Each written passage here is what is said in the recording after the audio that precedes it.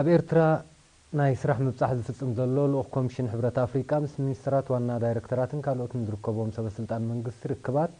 ከምኡውን ዑደት ናብ ኣፍረይቲ ትካላት ኣካይዱ። እቲ ልኡኽ ምስ ሚኒስትራት ሃገራዊ ልምዓት መጓዓዝያን መራኸቢታትን ከምኡውን ወከልቲ ሚኒስትርታት ዜና ፋይናንስ ጠቕላሊ ኦዲተርን ካልኦትን ኣብ ዘካየዶ ርክባት ብዛዕባ እቲ ኮሚሽን ሕብረት ኣፍሪቃ ካብ 2013 ክሳብ 2063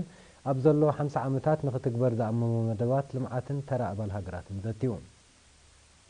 ብዘይካዚ ኣብተን ቀዳሞት 10 ዓመታት ትግበሩ ዝተሓንጸጹ መደባትን ኣገባባት ተገባብሮምን ከምኡውን ተራን ተሳትፎን ኤርትራ ኣብቲ መደባት ዝተዓውደ ዘተ ብ3 ታሕሳስ ኣብ ኣስመራ ተቓኒዑ።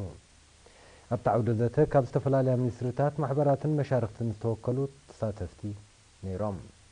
ፕሬዚደንት ኢሳያስ አፈወርቂ ብምኽንያት ወርቃዊ ኢዮቤልዩ ሕብረት ኣፍሪቃ ነቲ ዝተኣመመ መደባት ዝምልከት ርእይቶ መንግስቲ ኤርትራ ዝገልጽ እማማ ኣቕሪቡ ነይሩ።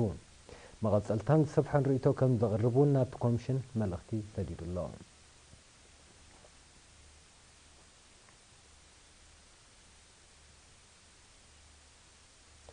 ፕሬዚደንት ሐማደ ወይዘሮ ተስፋ ሚካኤል ምስ ኣደ ወንበር ማሕበር ደቂ ኣንስትዮ ሱዳን ኣሰይዳ መርያም ዑስማን መሐመድ ተራኺባ ብምዕባል ክልታዊ ዝምድናን ንኽልቲኡ ወገናት ዘገድስ ዞባዊ ጉዳያትን ተመያይጣ። ኣብቲ ብ30 ሕዳር ኣብ ካርቱም ዝተቓንዐ ኣኼባ ወይዘሮ ተኸኣ ኣብ መንጎ ክልቲኡ ማሕበራት ዘሎ ርክብ ታሪኻዊ ምዃኑ ብምጥቃስ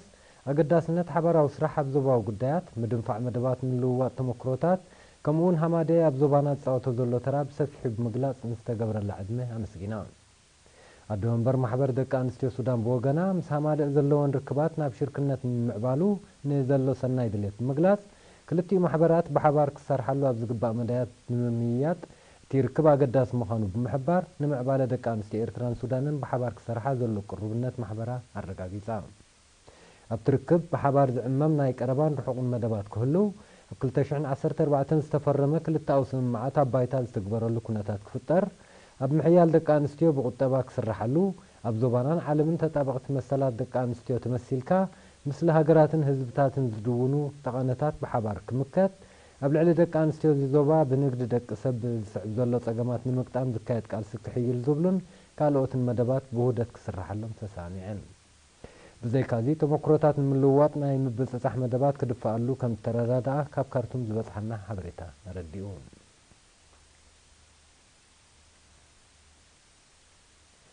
ኣህጉራዊ መዓልቲ ኤድስ ብደረጃ ዓለም ንመበል 27 ብደረጃ ሃገር ድማ ንመበል 24 ግዜ ተዘኪራ። ሎሚ ዓመት ብደረጃ ሃገር ኣብ ከተማ ከረን ዝተኻየደ ጽምብል ዝተኸታተለ ወኪል ኤሪና መሓር በላይን ዘዳልዎ ጸብጻብ ብርሃን ዓንደ መስቀል። ሓደ ታሕሳስ ኣህጉራዊ መዓልቲ ኤድስ ብደረጃ ሃገር ኣብ ከተማ ከረን ተዘኪራ። ኣብቲ ጽምብል ሚኒስትሪ ጥዕና ካብ 2000 ጀሚሩ ኣብ 3 መድረኻት ከፋፊሉ ዝነጥፈሉ ዘሎ ስትራቴጂካዊ ውጥን ስራሕ ሳላ ሓያልን ውሁድን ኮማዊ ተሳትፎ ሞያውያንን ዝምስገን ኣበርክቶ መሻርክትን ኣብ ምንካይ ተርእዮታት ሕማም ኤድስን ብሰንኩ ዝስዕብ ሞትን ከም ዘንቆርቆለ ተሓቢሩ። ዋና ዳይሬክተር ክፍሊ ማሕበራዊ ኣገልግሎት ዞባ ዓንሰባ ኣቶ ዓብዱላሂ አልአሚን ኣብ ዘስምዖ ቃል ሚኒስትሪ ጥዕና ብዘካይዶ ዘሎ ቀጻሊ ጎስጓስን ኣስተምህሮን ሕብረተሰብ ኣብ ምክልኻል ተመሓላለፍቲ ሕማማት ብፍላይ ድማ ሕማም ኤድስ ኣጥሪዎን ዘሎ ንቕሓት ክዕቅብን ንዝበረኸ ዓወት ክነጥፍን ኣዘኻኺሩ። ኣብ ሚኒስትሪ ጥዕና ዋና ዳይሬክተር ህዝባዊ ጥዕና ዶክተር ዓንደ ብርሃን ተስፋጽዮን ብወገኑ መልከፍቲ ኤድስ ብደረጃ ሃገር ናብ ትሕቲ 100 ከም ዝወረደ ብምሕባር ኣብ ምጉዳል ሞት ህጻናትን ኣዴታትን ከምኡውን ምምካት ሕማማት ዓሶ ቲብን ኤችአይቪ ኤድስን ዝተመዝገበ ዓወት ንኽዕቀብ ክካየድ ጸንሐ ጻዕሪ ክዛይድ ኣተሓሳሲቡ። ሓላፊ ጨንፈር ሚኒስትሪ ጥዕና ዞባ ዓንሰባ ዶክተር ከሰተ ብርሃን ሰሎሞን ድማ መንግስቲ ግዳያት ኤድስ ጥዕንኦም ዘመሓይሽሉ ባይታ ንምጥጣሕ እኹል ናይ መናውሒ ዕድመ ኣፋወስ ይዕድልን ተወሳኺ መልከፍቲ ንምቁፅጻር ጎስጓሳት ይቐጽል ከም ዘሎ ብምሕባር ሕብረተሰብ ንግዳያት እቲ ሕማም ክሕብሕቦም ተላብዩ።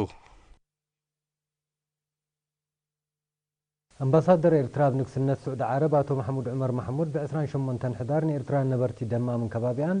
ኣብ ህልው ኩነታት ሃገርን ዞባዊ ምዕባልታትን ዘተኮረ ሰሚናር ሂቦ። ኣምባሳደር መሐሙድ ዑመር ኣብ መግለጺኡ ውሕስነት መግቢ ንምርጋጽ ብደረጃ ሃገር ዝሰላሰል ዘሎ መደባትን ግስጋሲኡን ዝምልከት መብርሂ ከም ዝሃበ ካብቲ ቦታ ዝበፅሓና ሓበሬታ ኣመልኪቱ።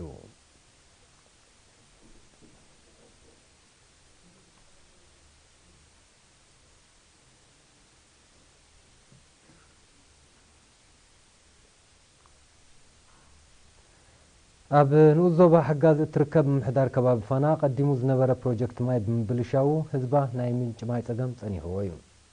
ነዚ ንምፍታሕ ድማ ብውህደት ህዝብን ከባብን ምሕዳርን ሓድሽ ፕሮጀክት ይዋደድ ኣሎ ንፀብጻብ ሰመረ ኢዮብ ሊድያ ተክለማርያም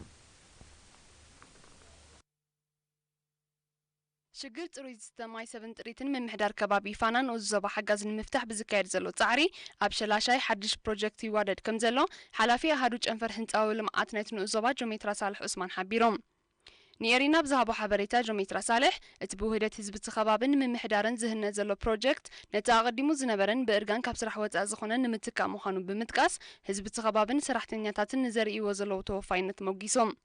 እቲ ኣብ ዝተጸንዐ ከባቢ ዝህነፅ ዘሎ ፕሮጀክት 430 ፊሶ ዝሕዝ ባስካ ሓደ መዕደል ንቕጣን ልዕሊ 10 ሜትሮ ሻምብቆታትን ከም ዘጠቓልል ዛጊድ ድማ 75 ሚእታዊት ናይቲ ስራሕ ከም ተዛዘመ ኣብ ቀዳሞት ኣዋርሕ ናይ 2016 ሙሉእ ብምሉእ ክፍጸም ምዃኑ ብምግላጽ ህዝቢ ብጥንቃቐ ክጥቀመሉን ክከናኸኖን ተላብዮም ኣቐዲሙ ዝነበረ ፕሮጀክት ማይ ብምብልሻው ህዝቢ ብሽግር ማይ ክሳቕን ርሑቕ እናተጓዓዘ ጽሬቱ ዘይተሓለወ ማይ ክጥቀምን ከም ዝጸንሐ ዝጠቐሰ ኣመሓዳሪ ምምሕዳር ከባቢ ፋና ሸኽ ስዒድ መሓመድ ዓሊ እቲ ብልዕሊ ፍርቂ ሚልዮን ኣቕፋት ዝስራሕ ዘሎ ፕሮጀክት ነቲ ጸገም ስለ ዝፈትሖ ሽግሮም ከብቅዕ ዘለዎ እምነት ገሊጾም ነበርቲ ፋና ኣብ ዝሃበዎ ርእቶ እቲ ፕሮጀክት ንህዝቢ ብሓፈሻ ንደቂ ኣንስትዮ ድማ ብፍላይ እፎይታ ዝፈጥር ምዃኑ ሓቢሮም እቲ ፕሮጀክት ምስ ተዛዘመ ንሓሙሽተ ዓድታት ናይቲ ምምሕዳር ከባብን ክፋል ምምሕዳራት ከባቢ ኢዳምር ሓሽሻይን ባዶብን ከገልግል ምዃኑ ወኪል ኤሪና ኣፍሊጦም